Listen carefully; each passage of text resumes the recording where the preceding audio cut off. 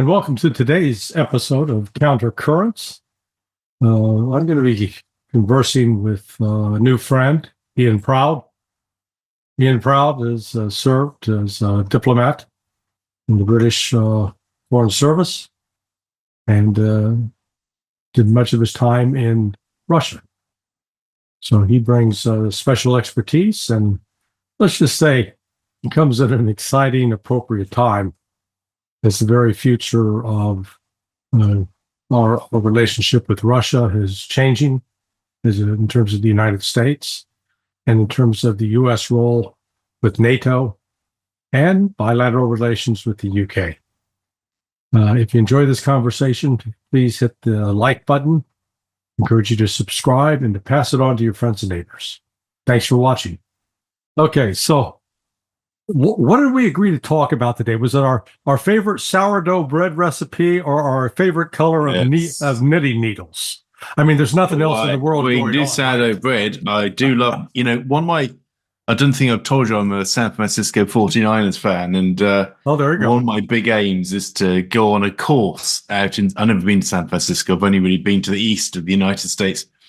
Is to go on a course in sourdough baking to San Francisco. That's my retirement dream. Yeah, but when you do that, unfortunately, San Francisco is just, the current condition is horrific in terms of the city. But to go there to eat the sourdough bread and then make a 45-minute trip out the Napa Valley where you can drink wine. Yes, indeed. Unless you're opposed to drinking wine. I have absolutely no opposition to drinking wine or, vodka or any other thing.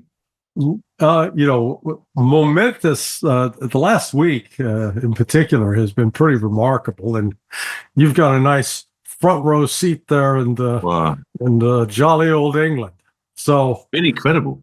Yeah. Incredible. I mean, the thing that strikes me most is the speed with which President Trump has been able to kind of move forward on this, which has caught European leaders completely flat-footed and breathless. And, of course, has left Zelensky red-faced from a completely ridiculous fight in public that he was never going to win. I mean, just,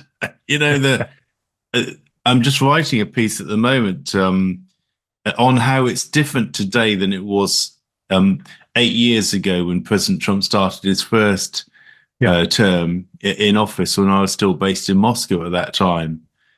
And what's different today is, it seems to me, not really about what's happening in Russia, but what's happening in Washington, D.C. itself. Where, the kind of the John McCains and the Lindsey Grahams, were siding with the Democrats to kind of box Trump in on any engagement with Russia.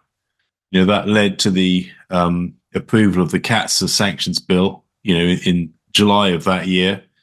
And, the expulsion of 755 people from the U.S. diplomatic network in Russia.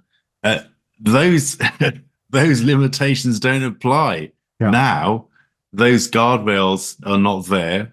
President Trump he's got an open field, and he's got lots of men open that he can throw passes to. Sorry to use an NFL analogy, but it's going to seem appropriate. I don't know if we can attribute this to divine providence.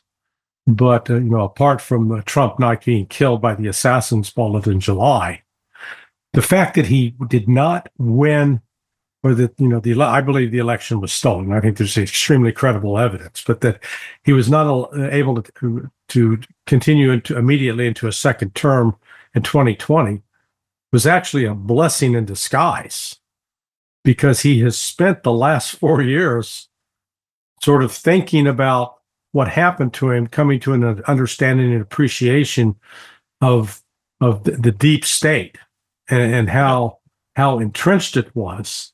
And they did some planning. I heard Scott Spicer, for example, and I hadn't thought about this, but if you remember when Biden took over, one of the first things Biden did was fire people that Donald Trump had placed in federal positions. And Spicer initially wasn't going to fight it, but Stephen Miller, one of Donald Trump's hatchet men, came to him and said, "Hey, take it to court. You're going to lose, but that's okay. You're going to set a precedent. They were already thinking then about getting back in. And lo and behold, it went to court. Court said, no, president can fire whoever he wants. That was a precedent for Biden. So, they hit the ground this time with almost like a complete war plan in place. Yeah. Is that how you see it? That's exactly how I see it. As I said, the speed with which they've been able to kind of move has been astonishing and has caught Europe by surprise. I'm European, but gladly so, frankly, because it's much needed to break them out of this stupor they've been in over the past 3 years, in particular, since the war has started. And the other observation is that Donald Trump has arrived into his presidency after 2 Democrat presidents, both of whom made a complete hash of U.S.-Russia relations, on both times. With Vance, who knows? But, the scope for some continuity in terms of U.S. foreign policy over the coming decade, at least. But let's see. But, yeah, it's been incredible to watch. And in my personal opinion, in a very positive and heartening way. Let's hope they can seal some sort of deal to stop this ridiculous war. So, Hal, give me your assessment of how let's first deal with the British elite, the ruling class, how they're reacting to this now. Well, they've got their heads in the sand, frankly. And the challenge we have here, which you don't really have in the United States, is that there's complete bipartisan agreement that actually we should support Ukraine come what may. We should even support Zelensky come what may. Starmer has come out, and actually, the opposition leader Badenoch has come out overnight to say, no, Zelensky is a true Democrat. Whatever President Trump has been saying, even though his term expired in May of last year. So they're completely set, for the sake of this one tin pot dictator in Kiev, who's totally centralized power. They're souring already bad relationships with Donald Trump at the expense of any UK influence in decision making going forward. So I think, they're playing a very bad hand of cards poorly right now in terms of their ability to kind of reset relationships with President Trump, not least as Keir Starmer is meant to kind of show up in Washington next week for his first substantive, meeting. What, what does he have to offer right now? It seems to be not very much. But yeah, across the board, mainstream media, they're still in denial. They're still in denial about the fact that times they are changing. What accounts for Britain's obsession with Ukraine? Well, I think, we've been amongst, probably the most hawkish, big country that matters in Europe, since the very beginning. Partly that's, historical.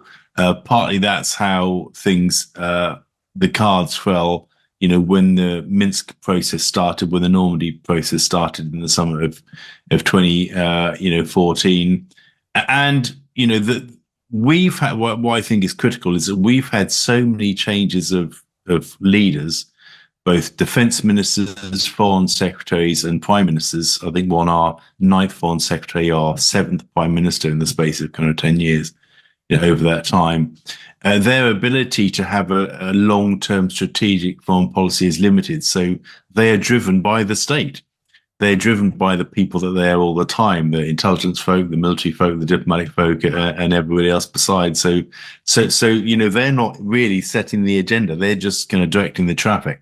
And, Keir Starmer came in last year after 17 years out of office of the Labour Party. And in the absence of ideas of their own on what to do about Russia and Ukraine, they just decided to kind of pitch with a more extreme version of what the Conservatives had done before them, and they've got no easy way out of that now because they don't really have any ideas, and inevitably they will have to kind of fall on board with where the US is going, because Germany and France will come in line sooner and will have no choice but to follow. It seems to me. But why? I mean, it's just we're unable. The state has such a control over day-to-day kind of policy making on Ukraine the media has such a stranglehold over anything which suggests we may be heading in the wrong direction, that there's little political scope for movement. It seems as I'm looking at it, it's almost like Britain's frozen in time. They're caught. They're Alec Guinness and Tinker Tailor, Soldier Spy, or Smiley's people, and Vladimir Putin is Carla, and this grand obsession with, the entire world revolves around it, and yet, they haven't caught up to the really the dramatic changes, which I'm sure you witnessed in Russia compared to what. I don't know. Did you have any prior experience with the Soviets before you went to Moscow and the Putin era? No, I only really know contemporary Russia. Really from about 2006 onwards. My first trip was for a counterterrorism meeting, actually, under the G8 auspices. In fact, when I was living in Thailand. But nothing kind of Soviet. But far too youthful, sadly, for us. Still a child. I was not implying that you're some old codger, Even though I probably am, but by my kids' reckoning, anyway. But you're not. It's not like we've been seeing over the last 20 years that people have been marched out into the Red Square and lined up against the wall and shot, or rows of gallows with people being hung, and crying women and children being dragged off to to concentration camps in Siberia. There's been modern Russia is. I travel all over the country, and it's terrific. It feels very different. It doesn't feel like a European. It's very different. It certainly doesn't feel like any kind of US city I've ever been to. But they have terrific parks, amazing culture. When you break through the outer kind of shell, people can be incredibly warm, far warmer than us kind of taciturn Brits. Quite frankly. Okay. I still have friends there, and they're just carrying on as normal. Fantastic restaurants. You've been there. It's really, nice. It's not like any country. It's not without its problems. But there was always for me that kind of schizophrenia about family life in Moscow, which as a family we loved. My daughter was only 7 months old when we arrived. And a working life, which, as you can imagine, had its fun and games. Well, in fact, the Russians are really partial to children. The larger the family, the better. Almost. Exactly. And they are generous and kind with the kids of strangers in a way which is disarming. You go to a restaurant. You never get this in the UK. You go to a restaurant and there's like a kids play. This is like a nice restaurant, not like going to a McDonald's. It's like a nice restaurant. There'll be a nice kids play area, somebody employed to play with the kids, like a young lady normally, sometimes young man, but mostly a young lady, to kind of draw and do crafts with the kids while you're having a very nice lunch. It's like, and we flew from Heathrow once, and because of a problem at Heathrow, our baggage was delayed. It wasn't the plane that we were on. So there's chaos at Moscow airport. It wasn't the Moscow problem, it was a problem at the London end. And we were in the kind of, filling in the forms for your kind of lost baggage. And as you can imagine, it's a massive scrum. It's like back in the day when we had direct flights as a 777, full, because it was a really busy route back then. And it's not that long ago. But as soon as my wife is a smart one, she came in with a pushchair. And of course, because most of the travellers were Russians, not Brits, it's like the Red Sea parted. And they let us through so that we could go to the front of the queue because we had a young child with us. That's just, you'd never find that in the UK, that sort of generosity and kindness towards strangers' kids. Did you ever eat at the Tchaikovsky Cafe? I don't know. Where's that one? I've eaten at many fine cafes in Moscow, but where's that? The Tchaikovsky one. Yeah. Yes, of course. Yes, we my wife and I enjoyed it there. They did a nice brunch. Fabulous beef stroganoff. Yeah, no, that's the one right so close to the Kremlin, isn't it? Just across the road. Yeah. No, very well. Yes, very nice. So let me give you a thought experiment. You're in Moscow. You're outside you're there outside of Lenin's tomb, and you kneel down to pray for to offer your prayers to God that abortion come to an end. And then you go to London and you do the same outside of Parliament. Are you going to be treated the same in either country? Well, I mean, I it don't depends know. if anybody can hear you, I suppose. If you're doing your prayers in silence, Well, but if you're saying out loud, I mean, I think in Russia, people just wouldn't really care that much. So long as you're not sort of praying for an introduction of gay rights in every school, then right. that might be a different matter. But the opposite would apply in London, compared to Moscow, I think. But I mean, and that's the irony, isn't it? That, in Moscow, you'd be free to do that. And in London, you're going to be scarfed up by the police and possibly put in prison. Yeah, for hate speech. I mean, probably. What's happened to the UK? I mean, how do you explain this? I think it's this obsession. And don't get me wrong. I mean, I think, diversity, there's diversity, inclusion, all that sort of malarkey, what some people call woke culture. I think the two are actually quite different. So diversity is about accepting that people are different, right? But wokeness repudiates any opportunity that people should have different views from a very narrowly defined moral bandwidth in which you have to accept sort of, trans rights, cisgender, whatever that means, anti-abortion and all these things. That's fine. I don't mind if people believe in these things. I mean, if they're against abortion, that's fine. And if they want to be cisgender or all these weird terms that are frankly too old to understand, then that's fine with me too. But I mean, some people don't agree. And if you're really diverse, you've got this acceptance of diversity, then you have to accept that people have diverse views and think about things in different ways. And I think that's the big challenge that we've got, that people don't accept difference. And that kind of, you reach out from the country, and that applies to our foreign relations,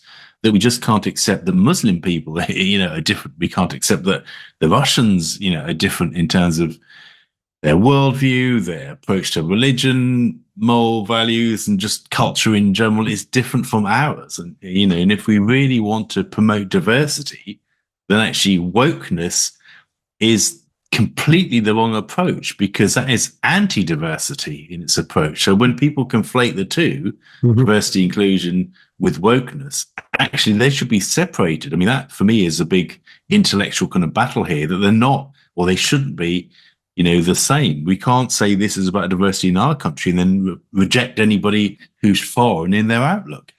Yeah. I noticed, I only had a brief time in Russia, two visits to Moscow with, maybe account for 2 to 3 weeks total, and then a week in St. Petersburg. So I don't nearly have the time that you did. But what I observed is, when the Russians are dealing with what I'll call foreign cultures, whether it's Chinese or Africans, from, whether it's the Arabic portion of Africa from the north to Black Africa through the center down to the mixed Africa from the South Africa, or Latin America, that the Russians, there's not any kind of condescension. The Russians, actually, those people end up feeling like they're being treated as equals. Whereas, I've observed in the States sometimes that there is a bit of the, what I call the let's pat the little brown people on the head syndrome. Was that your experience during your time in Moscow, or am I just seeing something that maybe reflecting my own prejudices? Yeah. I'd say generally speaking, yes, as it relates to people from other countries. As it relates to people from the borders of the former Soviet Union, then I think it's more complex, because within Russia itself, there are still a huge number of itinerant laborers who come from Central Asia, to do the jobs that ethnic Russians don't want to do. Right. So I think there's that. But when it comes to Russian people looking outside of their borders and engaging with other countries, I see a real openness to understand and a fascination, a real passion for travel. Maybe that's a legacy from the Soviet time when they couldn't travel freely, but a real enthusiasm for that, to get out, to engage with, be excited by learning from other cultures in the way that we have less in the UK, where certainly if you're a British tourist, or you're on holiday to Spain, you essentially just want your portion of England dropped down into the sunshine beaches and things, really to be English, but but with warmth. Yeah. The Russian approach is different. I mean, they want to immerse themselves. They really want to meet the people and learn about, and all the rest of it. It's they really embrace otherness in the way that we don't, which I think is the point that you're making. Well, and also they've now I've had conversations here with some friends who are pretty astute, experienced Wall Street guys, and they've convinced themselves that Russia's got a real problem with Islam coming down the pike. And I try to explain to them that, from what I've seen, Russia has actually figured out a way to be both this a predominantly Christian nation and culture, and yet they recognize, accept the Islamic element in Russia as fellow citizens without any fear that they are radical Islamists. But is that how you saw it, and what accounts for that? Well, I think what accounts for it is the fact that Russia is so diverse as a country. I mean, territorially, it's the biggest country on earth with compared to its size, a relatively small population, 143 million, people. Within that, they have lots. They even have a Jewish kind of state, within Russia. Right. For example, have all sorts of variants from almost Eskimo type in Chukotka and a big swathe of Muslim-dominated, provinces in the middle of the Urals, in particular, and obviously down to the North Caucasus, with obviously Chechnya being the most extreme version of that. So they've got real variation, cultural. They even have a Buddhist kind of region with Yakutia, for example. Right. So they've got, and they have to manage that. And what they do, in my observation, is they decentralize and give the governors there the power to kind of run things without, too much of a long screwdriver from Moscow. That's why Putin was able to kind of, come to some accommodation with Chechnya by, having an agreement with Ramzan Kadyrov's dad, and then obviously Ramzan Kadyrov after his dad was assassinated. I mean, the deal was, well, you keep things under control, and then we'll let you get on with it. Basically. You may not like the way that Ramzan Kadyrov keeps things under control in Chechnya, but nevertheless, what that's meant is that Chechnya is now a fairly kind of vibrant part of Russia. Ramzan Kadyrov has his own power base there. He's very loyal, or at least he's openly very loyal to Putin, and the threat of kind of secession has fallen away. So that the devolution, you look at a place like Tatarstan, where Kazan is very rich in oil and gas and that sort of thing, seen as a real model for an Islamic part of Russia that's just, thriving, but still being, essentially Russian as well. So, I mean, that's where Putin held his BRICS summit, in a Muslim part of Russia. Yeah. But, I mean, I think he got absolutely no coverage in the press, reporting of it. What summit was that? Exactly. Yeah. What summit was that? Yeah. Well, in fact, that was one of the things, the interesting twists with Donald Trump, where he was sort of immediate, within the first 2 or 3 weeks of his administration, singled out BRICS as a problem. So we saw a complete 180, or as Annalena Baerbock calls it, a 360, but a complete volte-face from Biden, where they, they treated BRICS like it was Voldemort from a Harry Potter series. You can't say the name. And pretended that it didn't exist. I mean, I think Trump's wrong on that, to be honest. Yeah. Well, no, I agree with him. I agree with him on his Ukraine policy, obviously. But I mean, I think BRICS is just inevitable. I mean, you can't limit it. I mean, it is what it is, and it's going to continue to grow precisely because of the decisions that have been taken on issues like sort of what's happening in Ukraine and so on. And also, I'm afraid to say what's been happening in Gaza, where I think Trump is going to have a harder job on his hands than he'll have in Ukraine. Yeah, he's I've been almost like a schizophrenic patient dealing with his pronouncements on Gaza. Initially just completely horrified, but then when the emotions subsided, I realized he didn't offer any kind of plan. He was talking an idea. Yeah, let's move all the Palestinians out to these beautiful new places. Well, the beautiful new places that he wants to move them to, A, don't exist. B, to secure those, it's going to require some negotiation, which I think is impossible with Jordan and Egypt. And then C, if by some chance, some miracle, they secured permission of Jordan and Egypt to build these new settlements for the Palestinians, that would entail quite a bit of time to actually build them. So, and then he adds to it, he goes, well, we're not going to put boots on the ground and we're not going to spend any money. So how exactly are you going to do this? And then I saw a comment by Steve Witkoff basically saying, Trump was thinking out loud about something new in order to provoke other ideas. And reportedly, the Jordanians and the Egyptians and the Saudis are coming together with a plan to keep the Palestinians intact in their homeland and to rebuild, and with the Arab countries paying the bill.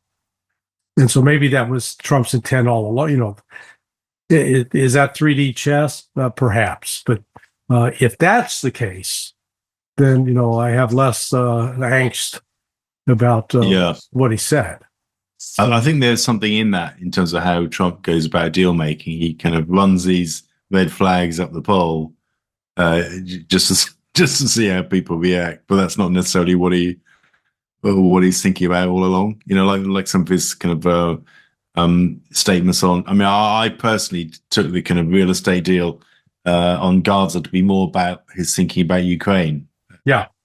No, that's what I took from it. He was talking about Gaza, but he was thinking about Ukraine. That's certainly how I thought about it in terms of actually, getting the Ukrainians to back off the completely impossible kind of aspiration to kind of take back the lands that they've lost over the past 3 years, for example. Yeah. Well, and let's come back to the events of last week with respect to NATO and the European Union, because the 1-2 punch that was delivered first by Hegseth at the meeting of the defense ministers of NATO, and then J.D. Vance. Now, you've been in government in international affairs long enough, as have I. Now, me not quite as long, but we both know guys like that don't just stand up and they weren't scribbling their remarks on the back of an envelope and said, "Hey, this is what I feel like saying today." These were, I think, carefully scripted and coordinated remarks. Would you agree with that? They were. Yeah, no, I completely agree. And actually, they weren't telling us what we didn't already know. That's the thing about them. Mm-hmm. Even though it seems like they've come as a bolt from the blue, they haven't really, because actually Trump has been talking about this even during the election campaign. Right. The idea that, it's clearly a stupid idea to even entertain the hope of Ukraine's membership of NATO, as that's Russia's single red line, on this conflict. You have to take it off the table. Ukraine doesn't have the military might to reclaim the lands that have been occupied by Russia during the war. Let's forget about trying to do that, because the cost, you just couldn't even put a price on it, because, it would be impossible anyway. So, all of these kind of announcements didn't really tell us what what we didn't already suspect, but they provided this kind of cold shower, where we realize that actually, no shit, it's really true. Yeah. And that is the US position. It provided that finality, that kind of cast away the denial that we've been living in for so long, that maybe, Trump will change his mind. We've been hoping, and it's like waiting for confirmation of death. I mean, I almost liken it to the grief cycle. I mean, I've written an article recently about, that actually our policy in Ukraine actually died in 2003. Yeah. With a failed counteroffensive. And European leaders, and actually US leaders under the Biden administration as well, of course, have basically been in the grief cycle ever since that time, unwilling to accept that the policy was dead. Right. Well, and actually all of Hegseth and Vance's comments, and of course Trump's phone call with Putin have moved them from the bargaining stage of grief into the depression stage of grief, which is where they are, right now. But, acceptance comes next. Yeah. Well, I don't see any choice, because when Hegseth, Hegseth was the mouthpiece of Trump pulling the plug on the Ukraine project by virtue of saying, okay, going forward, we're not giving another weapon to Ukraine. If you guys want to do it, you, the UK and the rest of Europe, if you want to do it, hey, you can buy it from us and give it to them. That's great. But otherwise, our gift window is closed. And ditto, if you want to go in and secure the territory with your own troops, hey, have at it, guys. But don't do it. It's not going to be done under Article 5. And if you get into trouble, we're not going to come save you. That I view those as just game changers. Exactly. I mean, the game has changed in a heartbeat. Trump's been inaugurated, and now we're not even, in the final week of February. And yeah, the game has changed, and people are still dazed, including Zelensky himself, who's just, had a very bad week, so far. Do you think there's any? I've raised the point. I've not heard really anybody else discuss it, but I think Trump has particular animus towards let's call it the British intelligence establishment, and towards Starmer. That he's not necessarily wearing it on his sleeve, but the clear role that MI6 and GCHQ had in working with CIA and FBI on developing Russiagate. You may not have heard my commentary on this in the past, but at just one example, the FBI entrapment of George Papadopoulos was facilitated and initiated by GCHQ. And why do I say that? Because Papadopoulos in August of 2015 was in the UK, and he made a phone call back to Corey Lewandowski, who at the time was Trump's campaign manager. Well, you and I both know that phone call was intercepted, and it's entirely appropriate for British authorities to intercept such a conversation, because those are foreigners. But that information was passed on, but not just passed on to CIA through Gina Halper, but the Brits also developed an operation where this MI6 fronted firm offered Papadopoulos a job as a vice president for energy or some ridiculous thing. And then in the ensuing years, he ends up meeting Joseph Massoud. And, this whole thing was lashed up. Well, Trump understands that now. I know that Kash Patel does. And then the role that Alexander Downer and the Australians played. In other words, so it wasn't just the Brits. It was a variety of both European and Five Eyes intelligence services that did everything in their power to try to sabotage Trump. And he knows that. Yeah. and he's gonna there's going to be payback for that. He's not going to let that slide. And then the as they say in Spanish, of colmo, to top it off, the cherry on top is Starmer sending over Labor Party activists to campaign for Kamala Harris. What was he thinking? And now he thinks he can waltz into to Washington and go visit the White House, and Trump's gonna give him a big hug and a pat on the ass. Is he insane?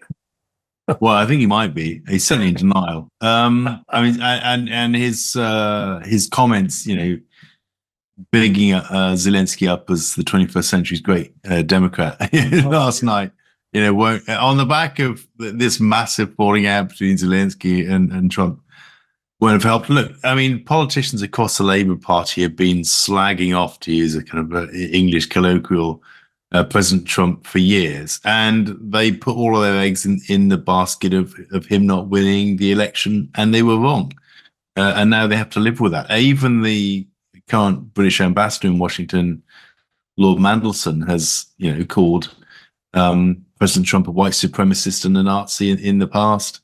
They're all tainted, with this, and as you say, big bits of the British establishment don't, like what Trump stands for. But I think fundamentally that Trump is well disposed to the UK. I generally tend to assume that the Democrat Party hates the UK to their core, and the Republicans are a bit more nuanced about it. But yeah, I mean, the key is in terms of international relations. What does that mean for Starmer's ability to influence Trump on the big calls? And I think there, he'll have practically no influence at all. Because of that hinterland of just actively working against, as you say, Trump, and even before his time, of course, the UK establishment, deep state, very much being part of that endeavor. Yeah. Well, I did a counter surveillance course for some journalists in London back in the last week of October of 2016, and we did it at Lord's Cricket Ground, and some friends of mine who were retired Scotland Yard folks who'd been actively involved in Northern Ireland. That's a whole nother story, but they were the ones providing the actual instruction. That hired them out to help. So the night before the class began, I met with the leader of that group, and there was another. I'm presuming he was an MI6 type. May have been just a diplomat, but he had on, sort of the seersucker suit, the one that's white and blue, sort of blue stripes down it. And we got talking, and he was saying, well, who do you think is going to win the election? I said, well, I think Trump. And boy, he looked at me like I had three heads, and then began to just, berate me about how could I be so stupid. In a polite way, though, in a quintessential British fashion to, let you know that you're stupid, but to do it in such an elegant way. And, that was my first encounter with that attitude. But,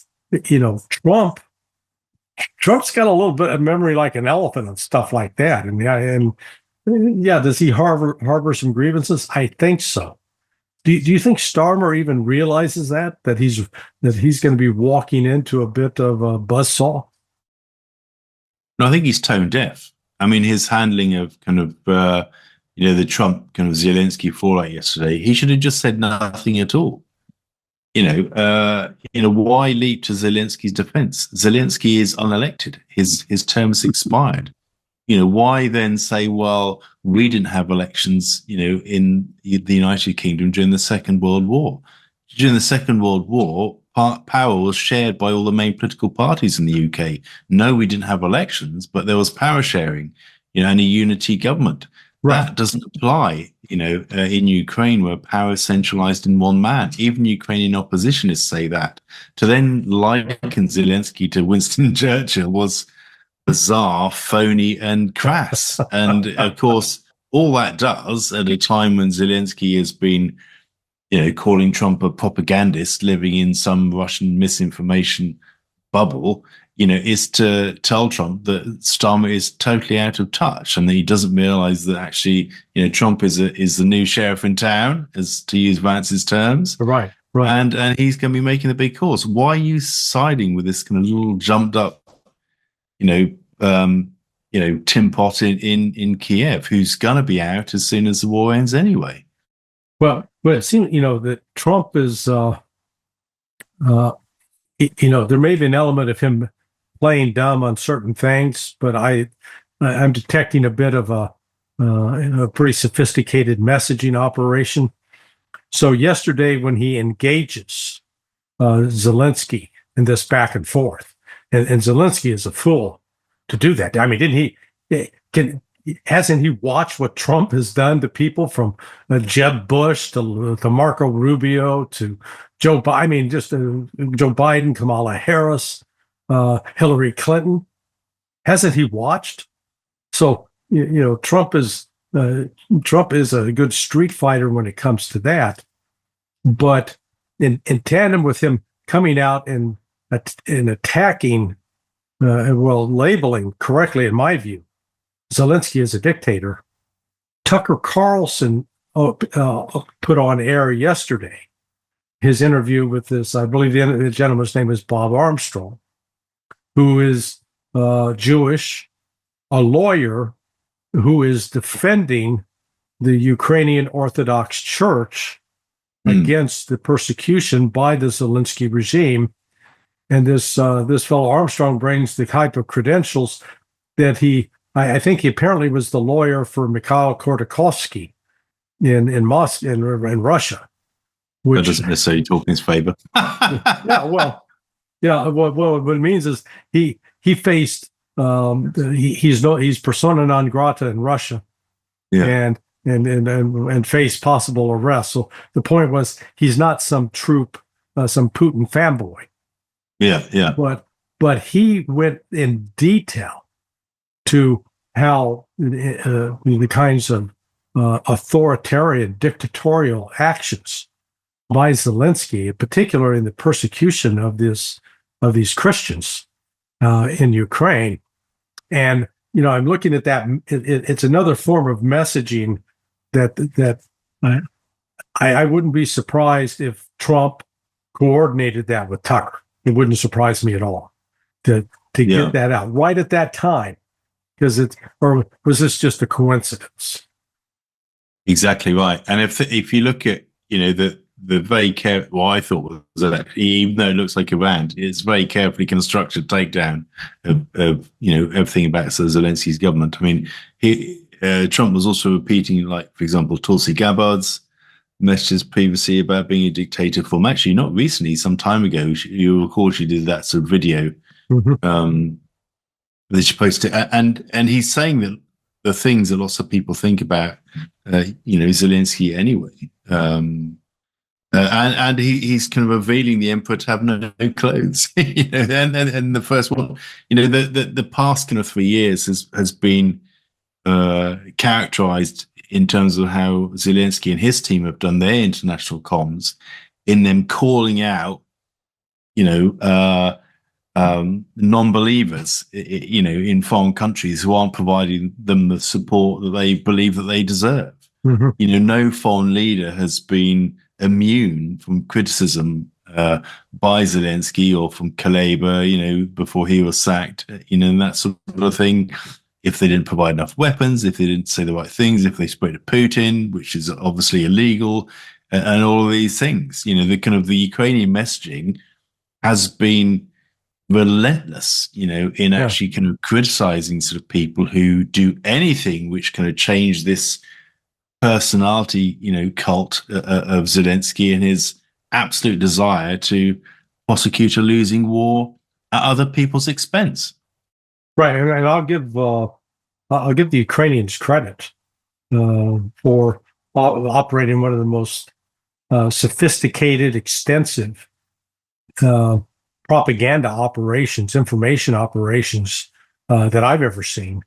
And they're able to convince the world that the Russians are suffering massive casualties. North Korean troops have filled the Kursk salient and are dying by the thousands. I know, tens of thousands. Yeah. Every minute, Larry, every minute. Well, and that the Russian economy is in tatters. Yeah. You know, it really, it's But look up on Google Ukrainian casualty numbers, and it won't tell you anything at all. You know, it just won't respond at all. If you question the internet on, well, the facts about, you know, bussification, look up bussification on Google and find out about the oppression of like Ukrainian press gang civilians when they're literally beaten up on the streets and, you know, in some small tragic cases being killed, you know, by recruitment officials. Look up corruption in Ukraine. And, you know, if there's any reference, it'll be to say, well, actually, any talk about corruption in Ukraine is just Russian propaganda. If you look up neo-Nazis in Ukraine, you know, on Google, you know, you won't find any information that talks about, you know, actually the fact that groups that are linked with, you know, Bandera, you know, the Organization of Ukrainian Nationalists and other kind of groups is alive and well. I mean, I don't believe for a start that most Ukrainians are Nazis. Quite the opposite. I think they're kind of a marginal group in society, but they have an outsized influence in politics. I mean, that's my view. But I mean, if you want to kind of read about in the Western internet, you just won't find any information. It's been censored. Well, and part of that, it goes back to this whole scandal or the exposure of USAID. USAID is, you know, essentially a CIA front. And again, I would like to know who in the Trump camp figured this out. Because again, they knew this beforehand. And I don't think the timing of the revelations with Doge blowing up USAID was merely serendipitous. I think it's almost, again, as we talked at the outset, this was planned because you hit the USAID role in this, you know, giant sucking hole, this black hole of the deep state that is used to fund all these color revolutions. You know, and here's an example yesterday with Trump claiming that Zelensky only has 4% of popular support, which I actually think is correct. And the pushback was, oh, no, there's been a poll. He's got 57% support. Well, really? Well, who did the poll? Well, the poll was done by the Kiev Institute of International Institute of Sociology. Yeah. Well, who funds that? Oh, that's funded by USAID, NED, and the Soros Foundation. Oh, and how was the survey conducted? Well, they called people up on their cell phones. So they said, we got your number. We know who you are. Do you support President Zelensky? Yes. So I'm actually shocked that he only got 57% out of that survey. I would have expected something more on the Pol Pot. Should have been 90. Yeah. If it's not 90, then he's nowhere. But I mean, it didn't even include people in the diaspora. It only included people within Ukraine itself. Yeah. Not people outside of Ukraine as well. So and it was trussed up within 4 hours of Trump's thing. So they hastily kind of wheeled this out, you know. Phone as many people as you can. And that's what they came on. But then the BBC verified it. The BBC said, what? You know, whenever you see any BBC report, it's like Russia Today, but more propagandistic somehow, which is an incredible thing for me to say as a Brit, but never mind. This James Waterhouse, one of the kind of many characters, he's totally gone native out in Kiev. You know, whenever the BBC wants to strike down anything that they don't like, they'll say Trump alleged this without providing any evidence. You know, and it's without providing any evidence is a standard kind of cancellation kind of tool in any UK reporting. And in the next breath, he said, "Well, President Zelensky has 57% support." You know, just like as a total throwaway line. It didn't provide any evidence for that. Well, what's Starmer's support in the UK right now? What are his numbers? Well, the thing is, there's just been a poll, and apparently he would be the worst prime minister, you know, in the poll, except that Liz Truss beat him to it. So he's just above Liz Truss, which, to be honest, Yeah. It doesn't say that much. Yeah, It's that's not a true. ringing endorsement, of his performance, given that, Boris Johnson is ahead of him and Rishi Sunak, who everybody hated, is ahead of him, and Theresa May, who was a total lame duck, and so on. So, yeah, but no, he narrowly missed bottom by just coming above Liz Truss, who's only in the office for about 57 days. Well, so apart from Hungary, when you look at the UK and really the rest of Europe, I'm not aware of a single political party that enjoys majority support, over 50%. Am I missing one, or is that the case? No, I don't think so. I mean, I think Europe has been more susceptible to because of different voting systems. Germany is a classic example. They've never had a majority for years. I mean, France always struggles. Italy has a long history of kind of coalition governments. I mean, that is quite common across the continent. It's only in the UK where, traditionally there's only ever really been two big main political, a bit like in the US with Republicans and Democrats, right? We've got a few more political parties here, but the Tories and the Labour Party tend to kind of dominate it and take most of the votes. So you have one party bigger than the other, and that, we've never had to live in sort of coalition world. Yeah, I was saying, and that to me seems to be the one of the critical variables right now in let's call it the breakup of the marriage between the United States and Europe, that Trump has a popular mandate. Like it or not, he got the popular vote by a significant margin and is not having to work on a coalition cobbled together. Whereas, with no popular mandate in the UK or in France or in Germany, the big three, how do you rally the public to a policy to say, yeah, we're going to put our entire nations at risk for the benefit of Ukraine? I don't see how it happens. Well, the problem is bigger than that still, because the policy is a policy of 28 countries. It's not just that the fact the individual countries themselves don't have a clear majority and a clear position because they're so divided politically. It's because they can only take decisions as a group of divided countries, trying to work together. It's that analogy that I've often used before of that game of chess where you have 28 people playing against Putin, and he can move the pawn wherever he wants. And these guys on the other side of the table are chatting noisily and disagreeing on every single move. And, you just cannot work that way, decisively. And Trump can, and Putin can, and Xi can, and we're just, fiddling while we're in burns and trying to decide on incremental steps which don't really amount to anything. Can the EU survive then going forward? I worry that it can't, I really do, because I think what was the real strength of the EU before, certainly until about 2 decades ago, was that it focused on the purely economic, social and cultural sort of collaboration, the opening up of borders, creating an internal market, allowing people to move freely. And that undoubtedly helped to create this unprecedented period of peace, on the continent. But the more it's kind of tried to centralize and import more political power into undemocratic institutions in places like Brussels, the more nation states, particularly in the periphery, are rebelling against that, particularly the less affluent nation states in Central Europe. And that's why you see Hungary rebelling against it, saying, well,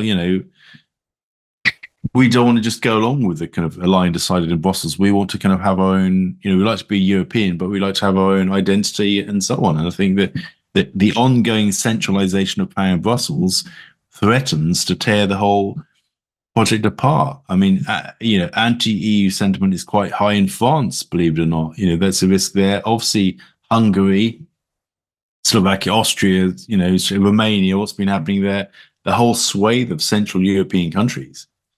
There's a real risk of a schism there in the future. Yeah, it looks like this the EU's intervention in Romania may actually produce a majority vote for Georgescu. in the upcoming election. I mean, it may actually bring a number of Romanians around saying, as a message to the outside interference that has now become so clear. Exactly right, and and again, you see BBC reporting Georgescu, and because he's not towing the company line, he's called an ultra nationalist, although no evidence has been provided about that. I mean, I think the interesting thing about people like Viktor Orban, Georgescu, Fico, and people like that is that actually, they want to live peaceably with other European nations, including with Ukraine, including with Russia. Yeah. And so, actually, the centrists are the people who are sort of promoting war and conflict and bad relations with countries outside of the group, obviously kind of Russia. So that's a whole kind of cognitive dissonance of, well, actually, isn't it the nationalists are the ones who should be pushing us into a war, not the centrists and the globalists? It's just bizarre situation. But yeah, I mean, the people von der Leyen, Kaja Kallas, who's just a complete nut job, frankly, in my professional view. I would concur.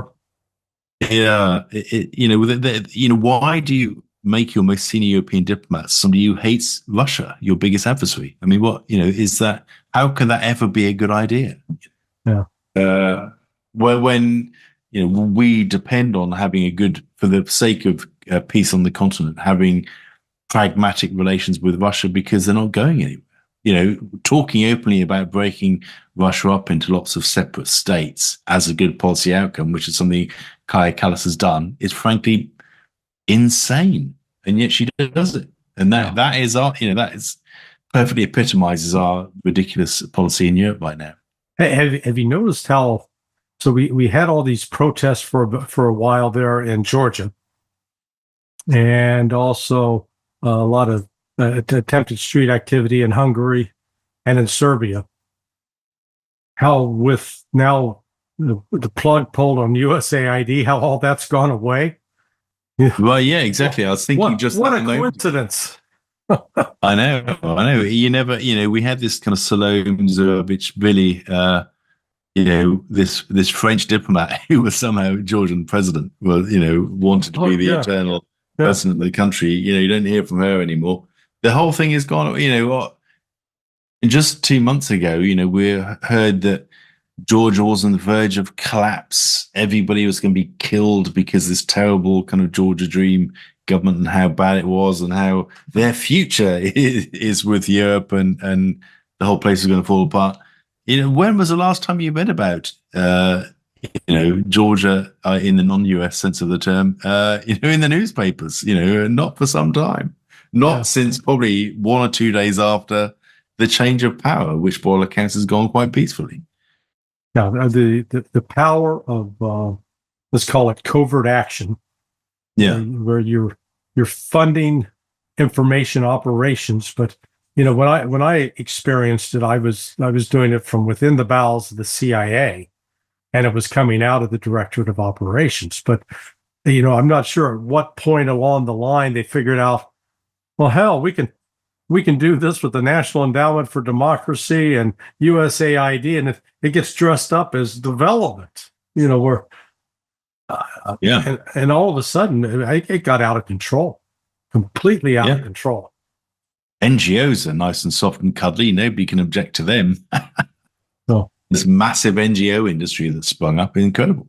So let's conclude with you being a prophet. We'll ask you to project what Starmer and Macron are going to come next week to Washington, hat in hand, to, I guess, convince Donald Trump to do I don't know what. What do you think is in store for them? And what will be some of the next steps? Well, I mean, they won't convince Trump to change course on Ukraine, so they'll leave empty-handed on that. I'm not sure Britain will convince Trump that there's a role for us on the Middle East peace process either. But I mean, importantly on Ukraine, they'll come away empty-handed, although they'll dress it up as encouraging discussions took place and the normal diplomatic weasel wording, but they'll leave empty-handed. All right. I actually think Trump, will be quite gracious about it as well. He won't, humiliate them in public. I think, he'll be gracious about it. But yeah, it'll be a non-event. No drawing and quartering next week, huh? No, I do. You'll recall him walking hand in hand with Theresa May through the garden of the White House, and they had a kind of, she was notoriously critical of him as well, and yet he sort of ceremonially took her hand and walked her through the White House garden. So yeah, I think he's actually, interestingly, he's quite gracious in his comments about other foreign leaders and does the hard talking behind closed doors, which is how it should be. Let's be honest.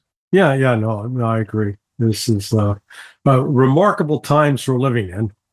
Remarkable times. We've done an hour. Quick conversation goes fast when you've got a lot to talk about. Time flies when you're having fun. Absolutely, my friend.